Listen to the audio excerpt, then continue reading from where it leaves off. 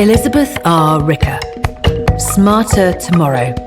How 15 minutes of neurohacking a day can help you work better, think faster, and get more done. Narrated by Marston York and Karen Cass.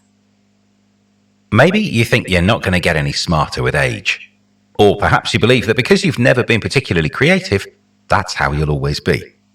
Or you're convinced that you'll be cursed with a poor memory forever.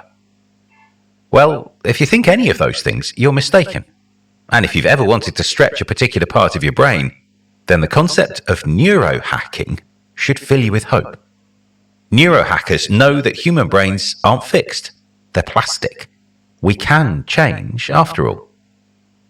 Drawing on the insights of neuroscientists, these blinks lay out the theory behind neurohacking, along with actionable exercises to improve your memory, spark your creativity, and stretch your grey matter.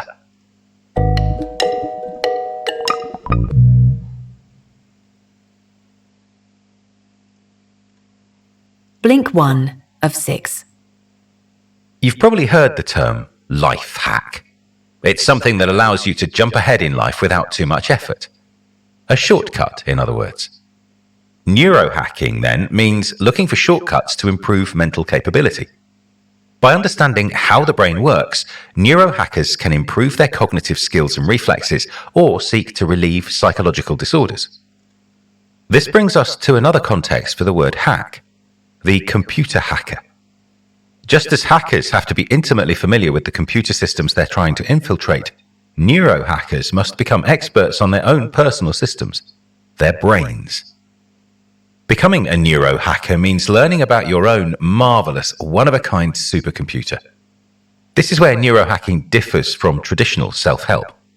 Rather than relying on blanket prescriptions and advice, it requires truly getting to know and experimenting on yourself. The key message here is neurohacking involves self-knowledge and self-experimentation. Neurohackers take a DIY scientist's approach. They measure the brain's capabilities and test solutions to improve them. To learn about your brain, you'll need to measure and track its progress in the areas you're seeking to improve. For example, if you think your memory could use some work, then you'll need to test your memory skills and record them over time. Happily, there's no better moment than the present to do this. We live in the age of free self-tracking apps that record everything from language learning to memory recall. Self-tracking can also be used to detect other things, environmental or physical, that might be impairing your mental performance. Take the case of Mark Drangsholt, a clinician and scientist. In 2014, he complained to his doctor that he was suffering from terrible brain fog, periods when he'd have lapses of concentration and memory. At first, his doctor was unable to help, so Drangsholt took matters into his own hands. After using direct-to-consumer companies to gather personal cognitive, genetic, and blood data, Drangsholt returned to his doctor. Together, with all of this info in hand, they discovered the cause: narrowed blood vessels in a key area of Drangsholt's brain. Without this DIY approach and self-knowledge, his problem may have gone unsolved. It's this self-knowledge that gives us the power to hack our mental abilities. In the following blinks, we'll look at how to put it to work. Blink 2 of 6. So, to become an effective neurohacker, you'll need to know your own mind. Just as no two snowflakes are the same, there is no brain like yours. In fact, even if you're an identical twin, you'll differ neurologically speaking from your sibling. Some of the things that make your brain yours are things that you were born with. But according to scientists, only 50% of your intelligence is determined by genetic factors. The other 50% comes from non-genetic factors, like your individual experiences and habits. This means that it's possible to alter your brain depending on how you use it. Your brain is editable. Here's the key message. Your brain's wiring is unique and malleable. The wiring of your brain changes all the time depending on what you do with it. This is what we call neuroplasticity. Over time, the neurons in your brain form connections as you learn new skills or develop new habits. Conversely, those neurons can also break off connections when you neglect a skill or fall out of a habit. It's really a case of use it or lose it. Or, as neuroscientists like to say, neurons that fire together, wire together, and neurons that fall out of sync lose their link. When you first learn a song on the guitar, for instance, you're making a new set of neuronal connections. The more you practice, the more efficient those connections become. When in 2014, a Korean research team used brain imaging technology on archers of differing skill levels, they saw this in action. They scanned the brains of students with no archery experience alongside those of Olympic medal-winning archers. The students' brains flared with widespread activity as they struggled with the new task. By contrast, only a few regions of the Olympians' brains engaged to fire an arrow. Their brains had become ruthlessly efficient. So, neuroplasticity means that we can locate an area of weakness and, through repetition, improve it. However, what counts as improvement is highly personal. For instance, certain traits that have traditionally been considered impediments can be superpowers of a kind. If you have one of these traits, like ADHD for instance, it might be an advantage rather than a weakness. Rather than using neurohacking to become more neurotypical, you might want to enhance some of your special talents instead. For instance, it's been discovered that ADHD is common among ER surgeons whose jobs can require bursts of laser focus rather than sustained attention. The lesson here? Before you neurohack, know yourself.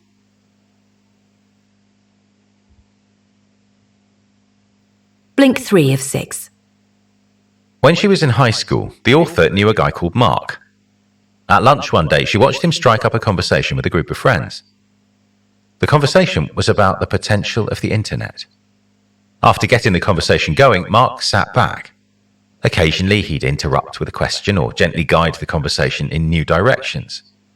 This guy, the author noticed, was able to see the bigger picture very quickly, hold multiple things in his mind at once, and synthesize all the different arguments he heard. This guy was Mark Zuckerberg. It was obvious even then that he possessed an unusual ability, something called executive functioning. Whether at school or in the professional world, it's a key strength. The key message is this: executive functioning is a crucial strength that can be neurohacked. So what exactly is executive functioning? As the name suggests, it's the mental ability that's in charge of all your other key brain areas. Think of it as your brain's CEO. The executive function organizes your other abilities like creativity and memory to achieve specific goals. Executive functioning can be broken down into 3 sub-abilities: working memory, inhibition, and flexibility. First, working memory is the ability to hold information in your mind and manipulate it. You use it when you're following a conversation and considering all the different points. Then, inhibition is what stops you from blurting out your own opinion when it would be counterproductive to do so.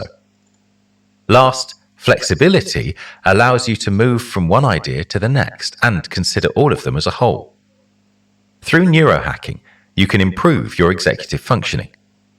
To begin, you need to gauge where you're at by testing one of your executive sub-abilities. Let's take inhibition.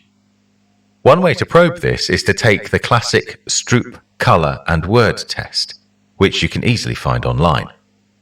In the Stroop test, you look at various words in different colored fonts. Your job is to identify either the meaning of the word or the color of the font it's in. After you've taken a few tests like this and recorded your scores, you should try regular neurohacking interventions to boost your performance. One such intervention is the placebo.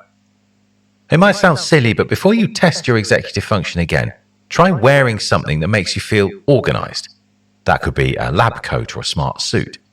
Then tell yourself, scientific studies have proven that wearing this suit will increase my executive functioning.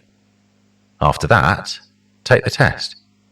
You might be surprised by just how suggestible you are and by the improvement in your performance. Blink 4 of 6. Imagine that you're at a funeral, and for some perverse reason, you feel laughter bubbling up inside you. You're thinking of something completely unrelated to the sad moment at hand. You glance around and see rows and rows of somber, tear-stained faces. If you laugh now, many of those people might never speak to you again. Luckily, you manage to stifle the laughter and keep a solemn expression. This is because you have something known as emotional self-regulation. Without it, you go through life reacting to things in the most inappropriate ways. Having emotional self-regulation means that you're able to express emotions at the right moment, and that you can influence your feelings, thoughts, and physiology in order to better control stress. High emotional self-regulation is key to succeeding in personal relationships, at school, and at work. The key message here is emotional self-regulation is vital for success, and it's something you can work on. Just as with executive functioning, there are ways you can improve your emotional self-regulation. But first, as is the Neurohackers way, you should test yourself to discover your baseline. To do this, ask yourself a set of questions that gauge core aspects of emotional self-regulation. Set a timeline, for instance, the last 24 hours, 30 days, or 3 months. Then think back over that time. Using a 5-point scale, rate how much you agree with statements like, I could control my impulses when I felt triggered by strong emotions. I could soothe myself when I was upset. And I could change how I was feeling if I wanted to. As these experiments are highly personalized, it's important that they be consistent on your terms. The crucial thing is that you record your development over time. After you've gauged your ability to regulate your emotions, it's time to try another neurohacking intervention. Try thinking of something that causes you some degree of emotional distress. This could be an encroaching deadline, an unresolved argument with a family member, or a failure in some area of your professional life. Hold this in your mind for 5 minutes. Then, try 10 minutes of mindfulness meditation. To do this, sit in a quiet space, close your eyes, and focus on your breathing. If you feel your attention wandering, draw it gently back to your breath. By learning to control distressing thoughts in this way, you'll strengthen the neuronal connections that regulate your emotions.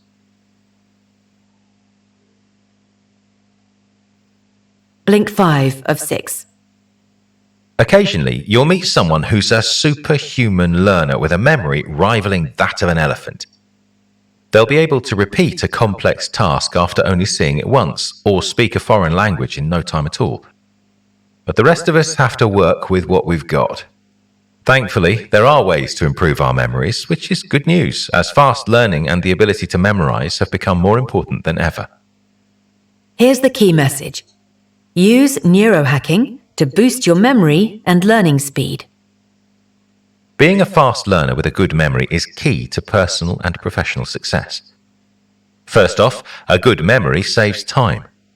If you speak a foreign language fluently, you don't need to stop midway through a conversation in that language to confer with Google Translate. Second, these qualities inspire confidence. How would you feel if your surgeon had to stop during your operation and consult YouTube videos? Third, being able to learn quickly will be increasingly important in the future. As artificial intelligence promises to make many low and semi-skilled jobs redundant, it's expected that millions of people will have changed jobs by the year 2030. Those who are able to pick up new skills quickly will adapt best to this new world. If you don't have the best memory or learning capacity, this future can seem like a daunting prospect. Happily, neurohacking can help you improve. First, of course, you should test your baseline skills so you can measure improvement. To test your baseline memory ability, get someone you know to write down 20 random words. Then, using a timer, look at the 20 words for 1 minute. Try to lock in as many as you can. After the minute is up, cover the word list. Next, take a break for a minute. Don't think about the words. When your break is done, set the timer for another minute and try to recall as many words as you can. To improve your memory and learning skills, there are some excellent spaced repetition apps that will exercise your brain. The free flashcard app, Anki, is perfect for this, but you can use physical flashcards if you prefer. Then pick a topic that excites you, a new language or a scientific discipline, for instance. Study this way for 15 minutes each day.